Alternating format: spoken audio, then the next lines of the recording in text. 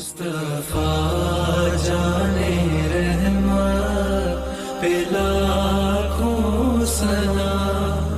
Hello दोस्तों, welcome to my YouTube channel Sufi Safar. मैं आपका दोस्त, आपका भाई। तो दोस्तों, ये जो आप नगाड़ा बजते देख रहे हैं, ये दरगाह के बिल्कुल मेन गेट के सामने है। ये नगाड़ा साबिर पाक की शान में बजाया जाता है। दोस्तों, ये रहा साबिर पाक कलिया शरीफ का मेन गेट। और यहाँ से आने के लिए 3 रास्ते हैं। एक रास्ता ये रहा, एक रास्ता ये है और एक रास्ता इस साइड से। ये तीनों रास्ते मेन गेट की तरफ ही आते हैं। बहुत ही खूबसूरत, बहुत ही अच्छा यहाँ पे सफाई का प्रबंध रहता है। यहाँ पे आप अपने शूज़ वगैरह निकाल सकते हैं और यहाँ पे आप कुछ भी सामान ले सकते हैं। ये बिल्कुल दरगाह के गेट के बाहर ही है। यहाँ पे आप फूल, चादर, इतर, अगरबत्ती, तेल सब यहाँ से ले सकते हैं। तो बहुत ही अच्छा, बहुत ही खूबसूरत।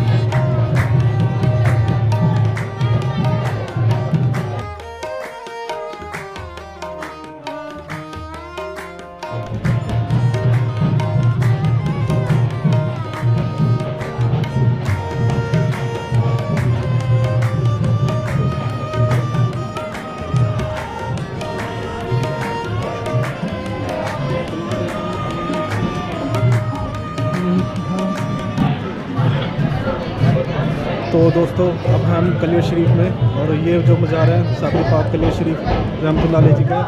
और यहाँ वो हम चादर शरीफ पेश करेंगे। उसके बाद आपको कव्वाली भी सुनाएंगे और आपको अंदर की ज़ियारत भी कराएंगे।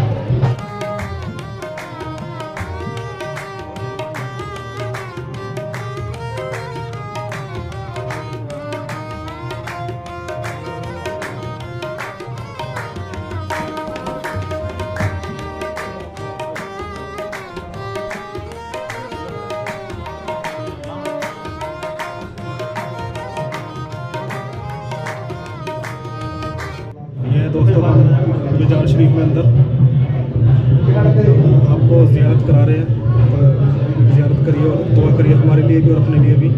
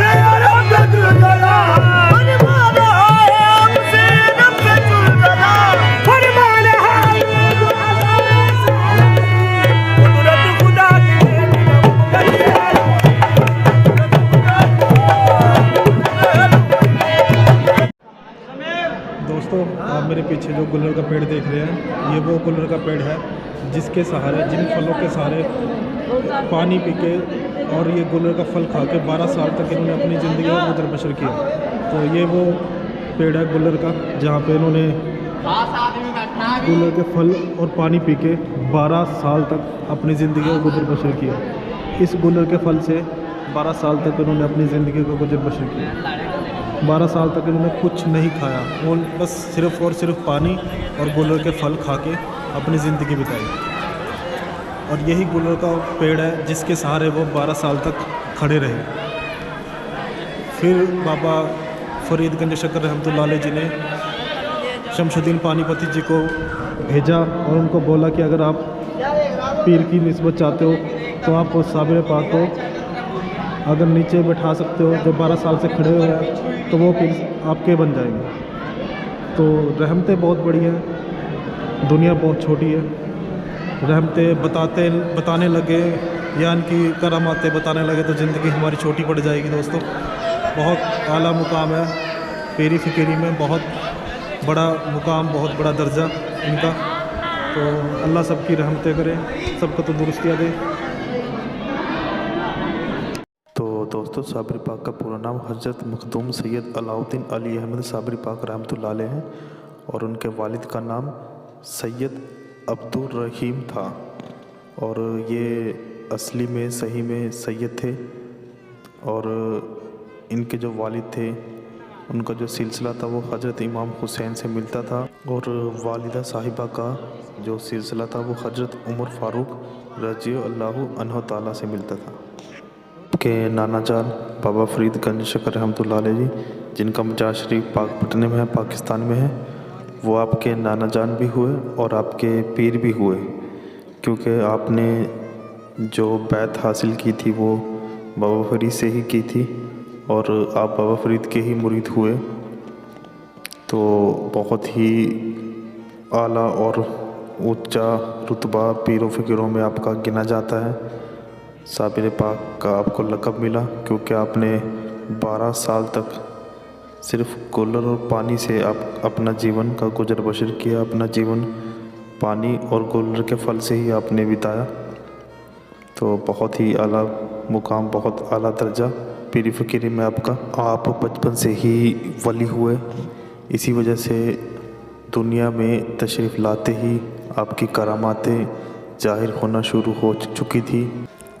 आपकी दाया मुसम्मात बसरी बिनते हाशिम का बयान है कि जिस वक्त आपका दुनिया में तशरीफ़ लाना हुआ तो गुस्ल के लिए आपकी दाया ने जैसे ही हाथ आगे बढ़ाया, आपके जिस्म पे हाथ लगाया, तो फ़ौरन ही हाथों में नाकाबिले बर्दाश्त जो जलन थी वो पैदा होने लगी।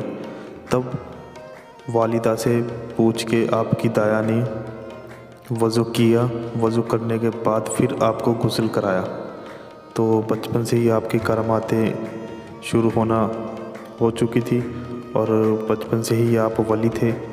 तो बहुत ही ऊंचा आला दर्जा मुकाम हासिल है आपको वलियों में, पीरों में, फ़कीरों में। आपकी वालिदा फरमाती हैं कि जब आपका जन्म हुआ, जब आपका दुनिया में आना हुआ, तो उस वक्त कमरे का कोना कोना महक उठा था खुशबू से। ऐसा मालूम हो रहा था कि जैसे पाक रूहें और फरिश्ते आपकी पेशानी का बोसा लेकर वापस जा रहे हों। तो करामातें बहुत हैं, अल्लाह ताला ने आपको बहुत ही आला दर्जा दिया है वलियों में, फ़कीरों में, और आपकी निस्बत से लोग फैज़ हासिल करते हैं। तो ये फैज़ ऐसे ही जारी रहे, अल्लाह पे करामात बनाता रहे और आपकी निस्बत से लोगों को फैज़ हासिल होता रहे।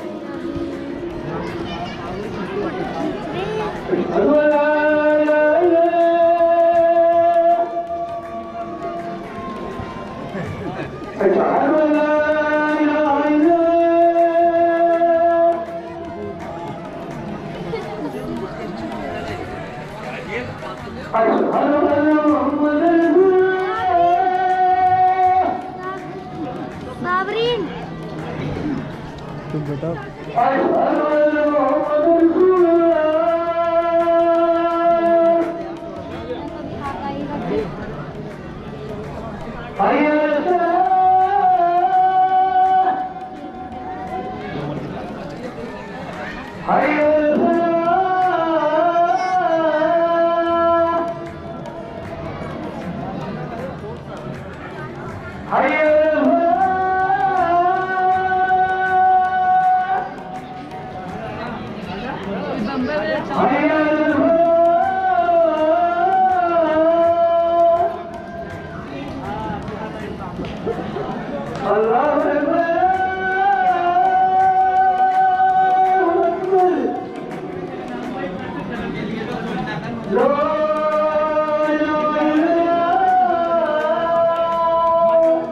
और दोस्तों यहाँ पे वो लोग भी बहुत बड़ी तादाद में आते हैं जिनको असरात आसेब का मामला रहता है, जिनको भूत प्रेत जिन इन सब का मामला रहता है, तो वो लोग भी बहुत तादाद में यहाँ पे आते हैं।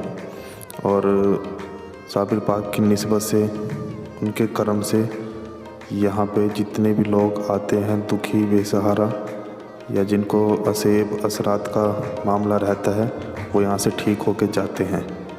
साबिर पाक की जो दरगाह है, उनकी जो जालियाँ हैं, उनको पकड़ने मात्र से ही ये सब ठीक हो जाते हैं। बाकी जाली पकड़ने से ही या तो जिन असरात माफ़ी मांगते हैं या फिर साबिर पाक के जलाल से वो जला दिए जाते हैं।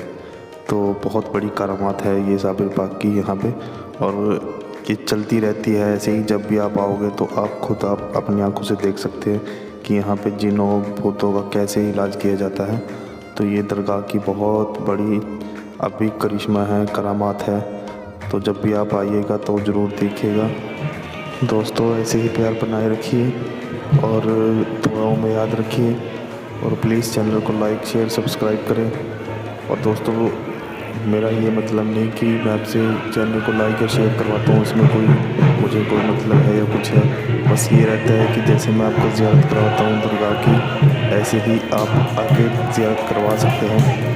और क्योंकि ये चीज़ें कभी भी अपने तक सीमित नहीं रखनी चाहिए, और मुझे जो ज़रूरत है वो सिर्फ आपकी दुआ की है, क्योंकि लाइक सब्सक्राइब और शेयर सब यही रह जाते हैं। आखिरत में मुझे आपकी दुआ ही काम आएगी। तो दुआओं में हमेशा याद रखना, चाहे इस चैनल को सब्सक्राइब करो, लाइक करो या ना करो, वो मुझे कोई मतलब नहीं इस चीज़ से। सिर्फ़ और सिर्फ आपकी दुआएं चाहिए। बस जैसे मैं आपको ज़ियारत कराता हूँ, प्लीज़ मुझे दुआ में याद रखना, और मेरी भी सेहत के लिए दुआ करना। अल्लाह ताला आपको भी सलामत रखे, खुशियाँ दे। बस ऐसे ही मेरे साथ जुड़े रहें, और मैं आपको ऐसे ही ज़ियारत करवाता रहूँगा।